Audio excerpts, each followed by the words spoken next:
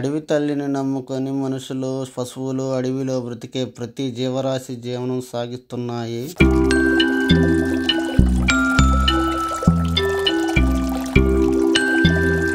మరి ఆ మనిషి ఆశకు హద్దులే లేనట్లు అడవి భూమిని చదును చేసి పంటలను పండిస్తూ అడవి తల్లిని నమ్ముకొని బ్రతికే జీవరాశుల్ని ఒక్కొక్కటిగా అంతరించిపోయేటట్లుగా చేస్తున్నాము.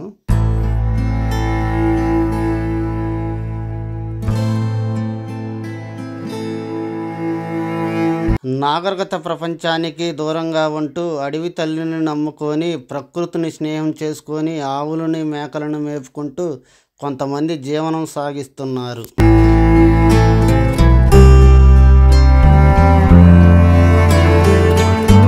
ఊహలకు అందని ఆనందాన్ని వెతికే మనసు, స్వచ్ఛమైన గాలి కోసం ఆరాటపడే శ్వాస, కనువిందు కోసం కనులు కోరి అందమైన ప్రదేశం, ప్రశాంతక నిలయం, ప్రకృతి కన్నా ఏముంటుంది ఈ లోకంలో గొప్పది?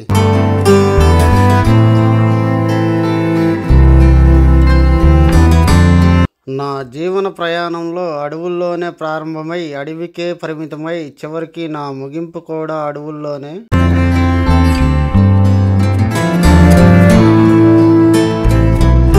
ఈ వీడియో ముగిశాక మరలా అదే కొండ, అదే అడవులు.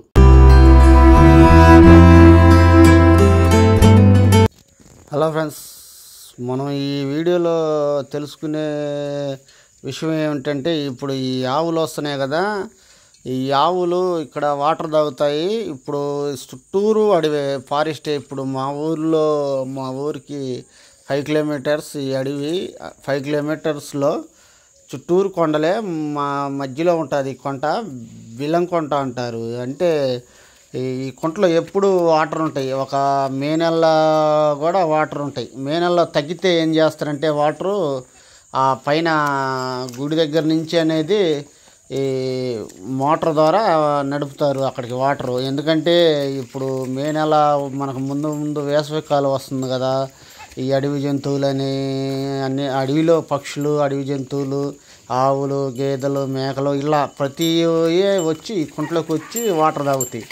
అది ఈ వాటర్ లేకపోయిందనుకో, ఇక్కడి నుంచి మనకు పెద్ద కాలువలో వేసవికాలంలో కాలంలో వాటర్ కూడా ఉండవు.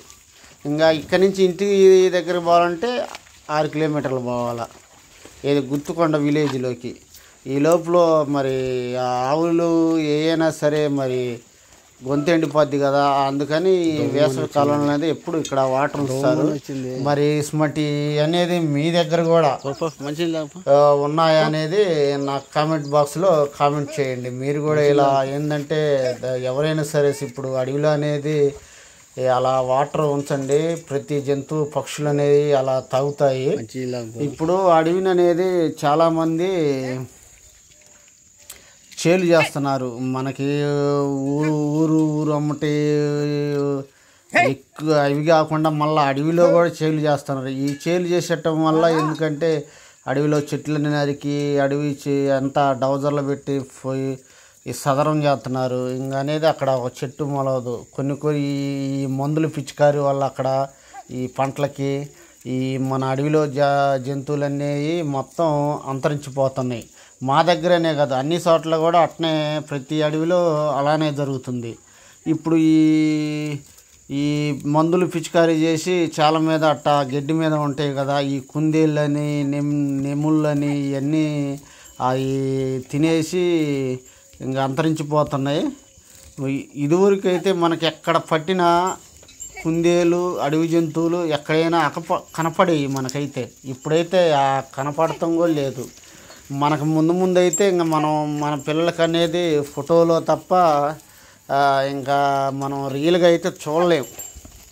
మనం ఏం కోల్పోతున్నాం అన్నది ఇప్పుడు మనం చేసే పనుల వల్లే మనం కోల్పోతున్నాం.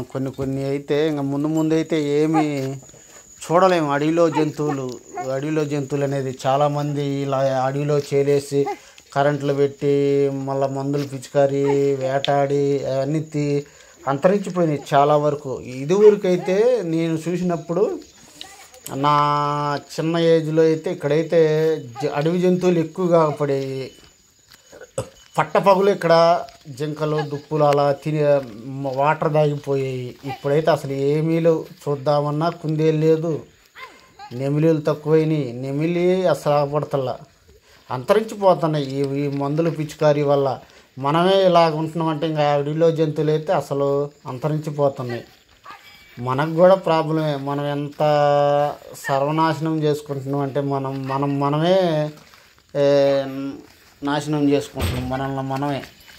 ఇప్పుడు వరి అని, మిరప తోటలని, ఇట్లా పత్తి అని, ఇవన్నిటి మీద ఏంటంటే మనం తినే ఏదైనా సరే ఇప్పుడు ప్రతిదీ మందు కొడుతున్నారు. ఆ మందులు కూడా చాలా పవర్ఫుల్ మందులు. ఆ మందులు అవి ఆ మందులు కొట్టి పండించిన పంట మనం తినేసి మనమేమో ఆరోగ్యం చెడిపోతుంది, హాస్పిటల్ పాలవుతున్నాం. ఇప్పుడు అవన్నీ నాకు తెలిసి ఏంటంటే అవన్నీ తగ్గిస్తే మంచిది అనిపిస్తుంది నాకు. చూడైతే ఇదివరకు రోజుల్లో ఏంటంటే వాళ్ళు మన పెద్దోళ్ళు మందులు అనేవి పిచికారీ చేయరు. వేసిన పంట అనేది అట్లానే దానంతట అదే ప్రకృతిలోనే పెరిగిద్ది. ఆ కాసిన వరి కానీ ఏనా అని తెచ్చుకొని మనం తింటారు. అవి బలం. ఇప్పుడేంది అంతా మనుషులే. అసలు ఇదివరకు నీ చూసిన ప్రకృతి వేరు, ఇప్పుడు మనం చూడబోయే ప్రకృతి వేరు. చాలా డిఫరెన్స్ ఉంది. మనుషుల్లోనే డిఫరెన్స్ వచ్చే, ఇంకా ప్రకృతిలో అన్నిటిలోనే డిఫరెన్స్ వస్తుంది. అందుకు కాబట్టి దయచేసి మీరు ఎవరైనా సరే మన నేచర్ని, అడవి తల్లిని కాపాడండి. అడవిలో బ్రతికే ప్రతి జంతువుని కాపాడండి. పక్షులు కానీ ఏమైనా సరే వాటిని చంపైతే తినొద్దండి. నేను చెప్పేది అదే పదే చెప్తున్నాను. మీకు ఎవరైనా ఇప్పుడు మనకు అడవులలో పోయినప్పుడు మనకు వచ్చేది వేసవకాలం కాబట్టి ఎక్కడైనా చిన్న గుంతలు తీసి కొద్దిగా వాటర్ పోయండి. ఆ వాటర్ పోసి అదే అదునుగా మటుకు జంతువులను మటుకు వేటాడొద్దండి. అదే నేను చెప్పేది, జంతువులను మటుకు వేటాడొద్దు. మనకి ముందైతే కొన్ని జంతువులు కనుమరుగైపోవచ్చు, కనుమరుగవుతున్నాయి. ఇప్పటికి చాలా కనపడతలేదు నాకైతే. మరి ఇప్పుడు ప్రతి దగ్గర ఉండేది అదే. ప్రతి అడవిలో, ప్రతి పల్లెటూరు దగ్గర అడవి ఉంటే అక్కడ జరిగేవి అయ్యే. వీళ్ళు సాలినట్టు అడవిలో కూడా పొలాలు వేస్తున్నారు. కానీ అక్కడ అడవిలో అనేది ఏం పండవు. కొంతమందికి పండుతాయి, కొంతమందికి పండవు.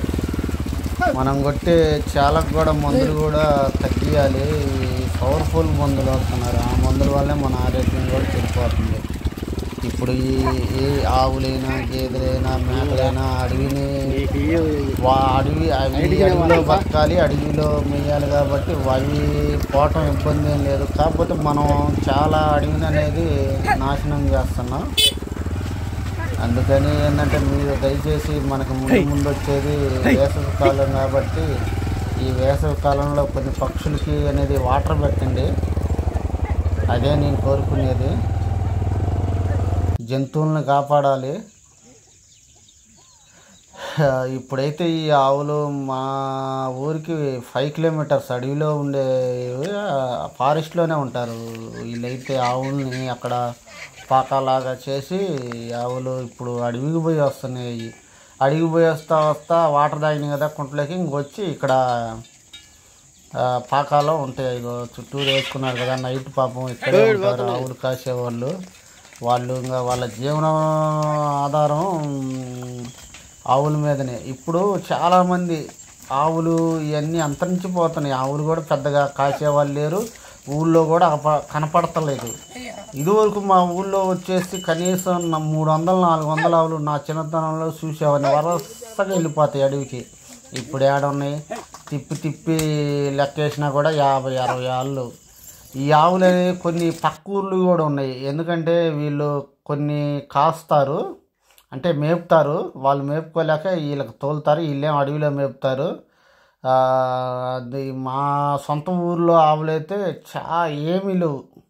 సొంత ఊర్లో అయితే ఉంటే మహా అయితే ఒక 40-50 ఉంటాయి. ఇదివరకు 300-400 ఆవులు, 500 ఆవులు ఉంటాయి నా చిన్నతనంలో చూసేది. ఇప్పుడు ఆవులు కూడా వీళ్ళు అసలు ముందు కాసేవాళ్ళు లేరు ఆవులు. ఈ ఆవులు అనేది కింద అనేది మేయదండి. కొండ ఎక్కి కొండ మీద అనేది మేస్తుంది. ఇది కొండ పైకి ఎక్కాల్సింది. అక్కడ ఉండే గడ్డి నేండ్ర గడ్డి అంటారు. ఆ గడ్డి అయితే మేస్తుంటుంది. ఎక్కువ ఆ గడ్డి కోసమే వెళ్ళిద్ది. ఇప్పుడు ఈ సీజన్లో అయితే ఎక్కువ దొరికిద్ది కాబట్టి అవి ఇంకా కొండల మీదే ఎక్కుతుంటే కింద అనేది తొందరగా మేయవు. మన గేదెలు వీటి అలాగా మన మేక కూడా అంతే. మేక ఎంత స్పీడ్గా వెళ్ళిపోద్ది అడవిలో వదిలితే అంత